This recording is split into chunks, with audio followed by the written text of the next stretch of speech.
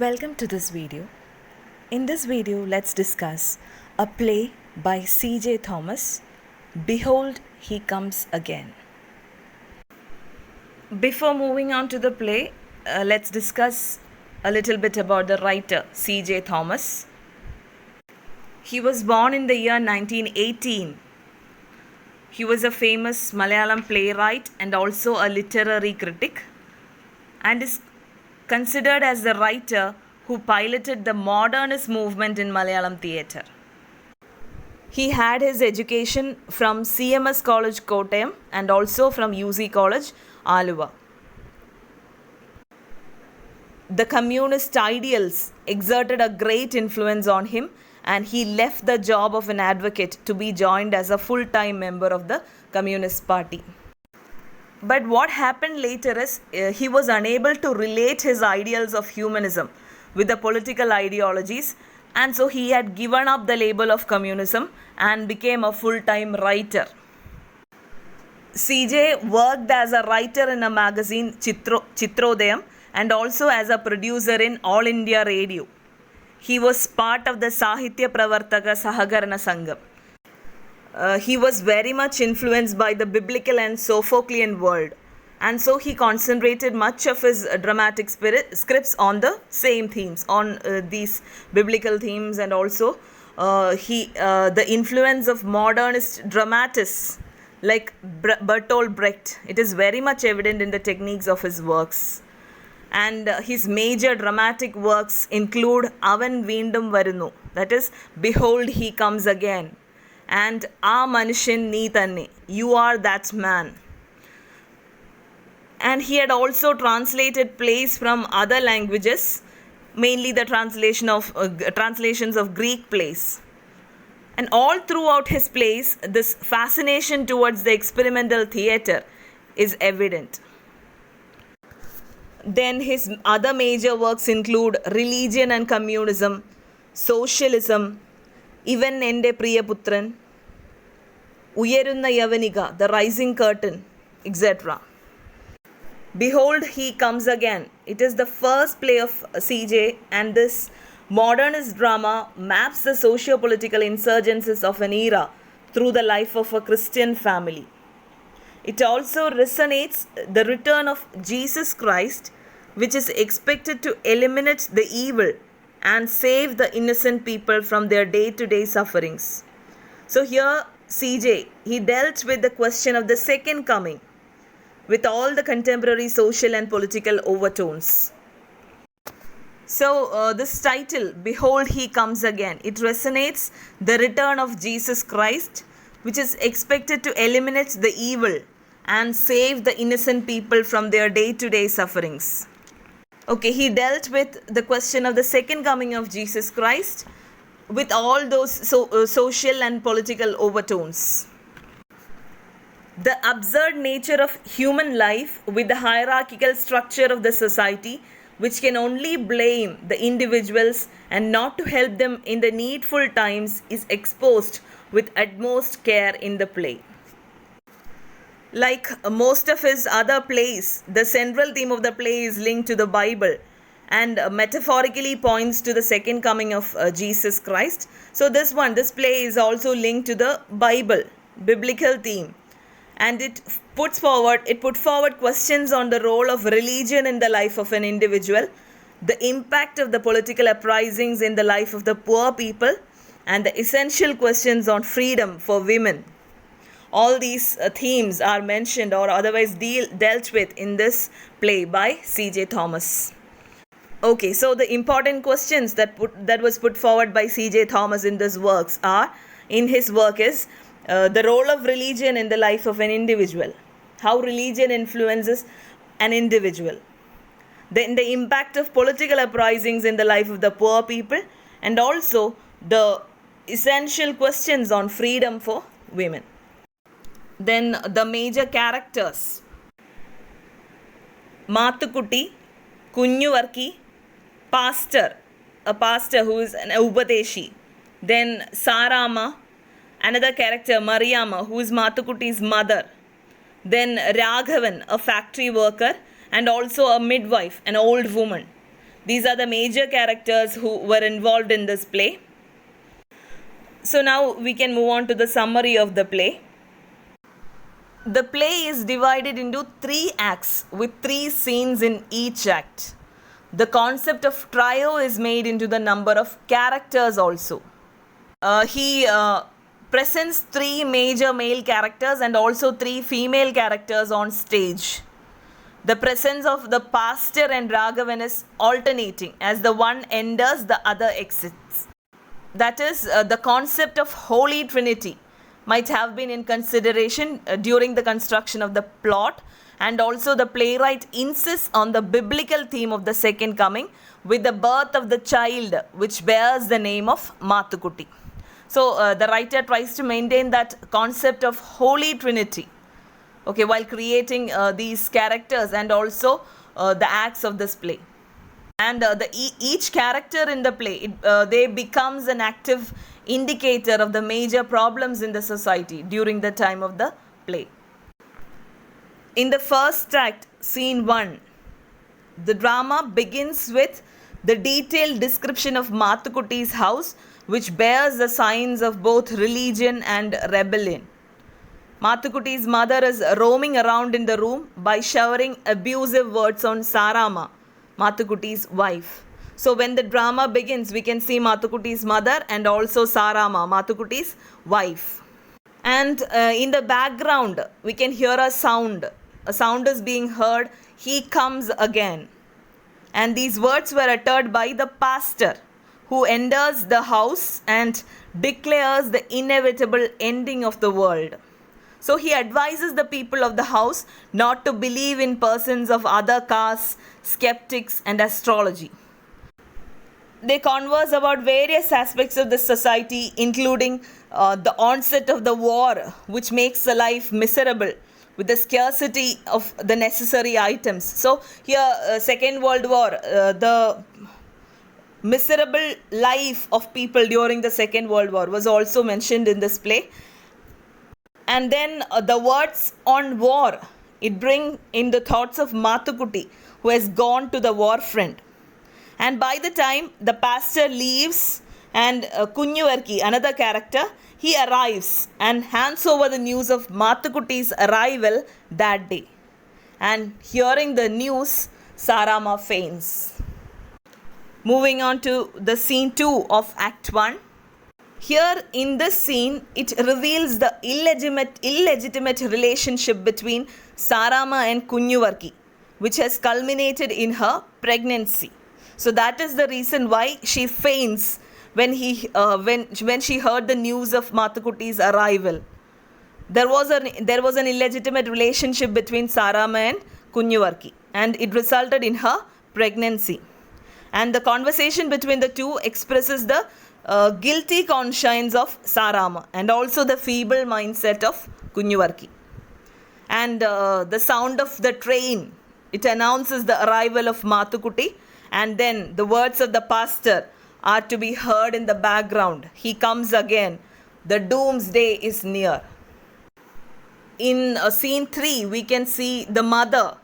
She complains and also accuses the war for the low quality provisions. And again we can hear the voice. He comes again in the background. And once again Sarama faints. And then the mother, she realizes the unexpected by examining her body. She understood that Sarama is pregnant, and Mathukutti comes at the very moment of this, and it is revealed through the subsequent dialogues that he has become blind while fighting in the war. So in the course of heated arguments, Kunjuvarki admits his guilt and he leaves the place. Hearing this, Mathukutti, he became very much angry, and also Mariamma, Mathukutti's mother, both of them use scornful words against Sarama, and Sarama raises her voice and questions the whole institution of marriage in her context. Here CJ makes Mathukutti to utter the horrors of war in this context, and also at the end of the scene he consoles his wife. Okay, Sarama, she shows shows courage to raise her voice and questions the whole institution of marriage. And Mathukutti, he talks a lot and he utters the horrors of war in this context, and at last he somehow consoles his wife. Then it is Act 2. In scene 1 of Act 2, we can find Mathukutti. He couldn't adjust, or he couldn't accept Sarama as wife in that position after the turn of events. He had heard a lot of bad when Mathukutti heard this news about her illegitimate relationship with Kunjuvarki, he couldn't accept her as wife again because of all these events. And he asks her about Kunjuvarki and learns that he is still living in the village without engaging in any particular matter. And he thinks of leaving the family. Mathukutti thinks of leaving the family, but the thoughts about his mother makes him to give up the plan. When scene 2 of Act 2 begins, we can see a conversation between a stranger and Mathukutti. He calls the name of the stranger, and from that we can identify his name as Raghavan. And both Mathukutti and Raghavan are talking about the explosives and also about the onset of a rebellion. And here Raghavan is asking Mathukutti to join them for a greater cause. And Mathukutti is confused over the matter as he has to leave his mother for the same. And when pastor enters the scene, Raghavan leaves. And it is evident from the dialogues that Mathukutti's mother has become weak and she needs the help of others to move around. And the pastor seeks the help of Kunjuvarki to bring medicines for the mother. Here we can see Raghavan asking Mathukutti to join that rebellion, but Mathukutti is very much ready to join the rebellion for a greater cause. But he is thinking about his mother, who is very much weak at that point. So he was in a confusion whether to join that rebellion or not.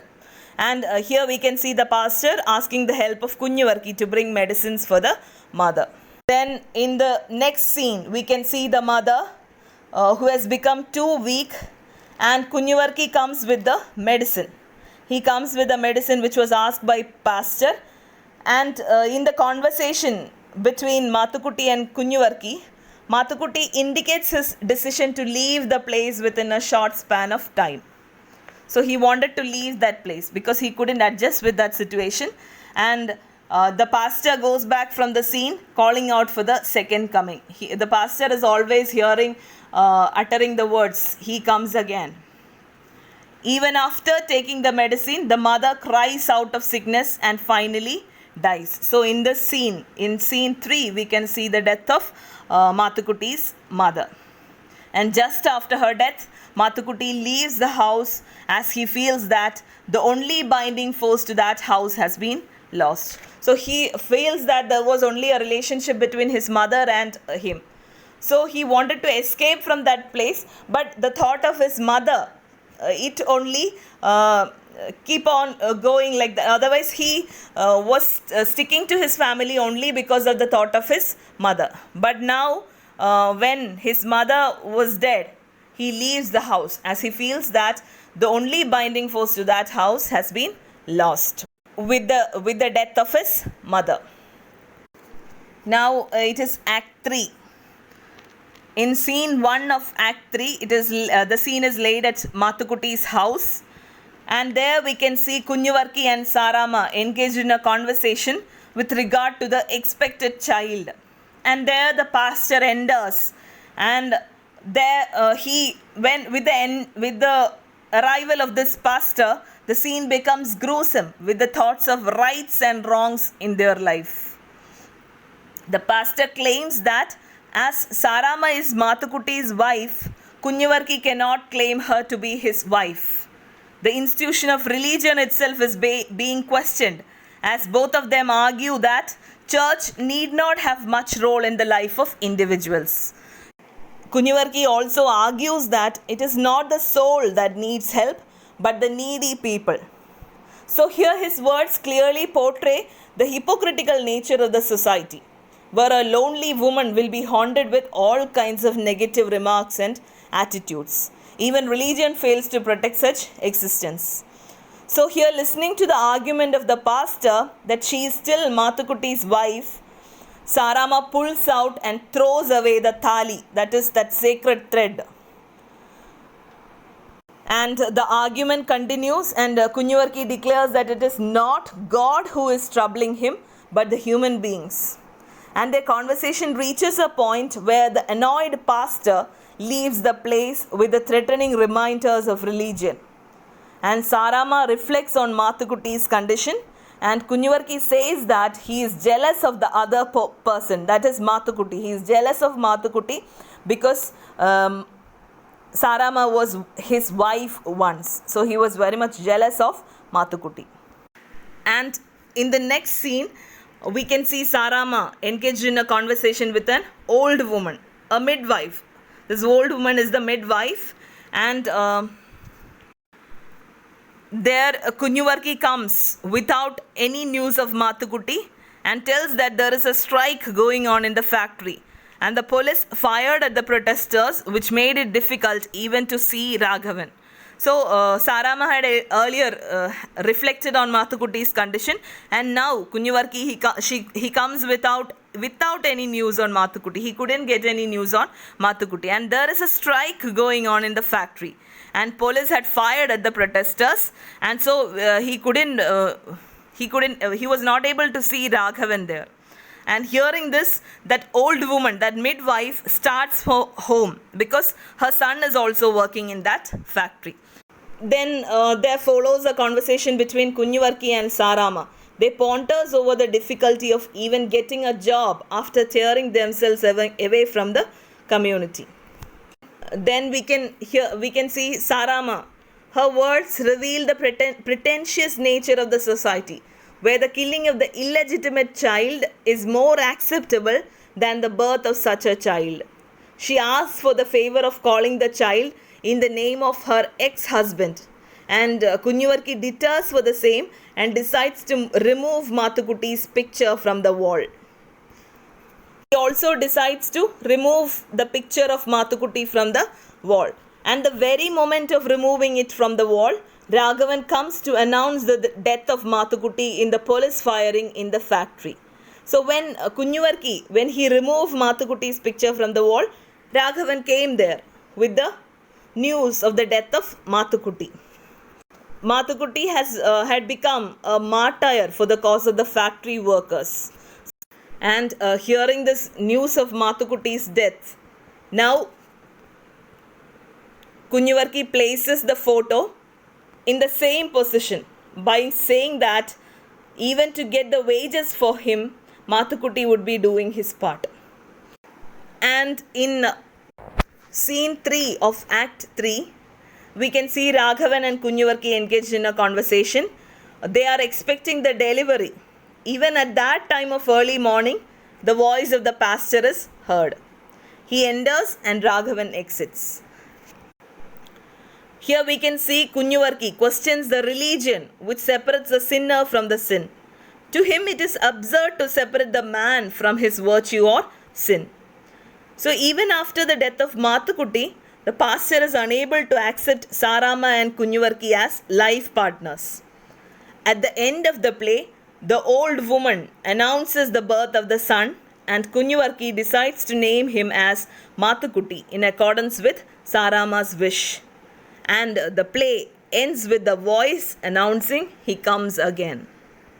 Here in this play, we can see CJ, the writer, has questioned the prevailing notions of religion and social life, and also the place of an individual in the framework of family. It is written in the context of the Second World War, and it ponders over the concept of morality, sin, and also the institution of marriage. The announcement of the second coming is also quite ambiguous, as whether it is placed in the religious context or the playwright is indicating the birth of a new world where the rights of the poor are safeguarded with the emerging political ideologies of the time. And each character in the play becomes an active indicator of the major problems in the society during the time of the play. Through the character of Mariamma, that is Mathukutti's mother, the playwright portrays an ever-complaining traditional world. So in the three women characters who appear in the play, the writer contrasts the middle class ideologies of Mariamma with that of the modernist notions as evolving through the conversations of Sarama and also the old woman. Sarama tries to etch out a world of her own, yet being caught up in the mesh of the social stigmas. And the old woman presents the world of the poor, where the laws are laid out for the people to live rather than to be stigmatized by the society. And then the male characters in the play, they go through various processes to be conditioned for the dawn of a new era. The war shapes Mathukutti to accept the bitter truths in his life and to submit his life for the cause of the common man. And Kunyavarki remains to be the humanistic phase of the play, where his sin is corrected with the acceptance of the sinner who partakes in the activity. And the pastor and the factory worker Raghavan expose the two phases of a society where religion limits the activities of the individual, while the other one opens up the vast expanse of liberation and freedom. Thus, the play becomes a clarion call to the emergence of a new era which is more humanistic than the earlier one.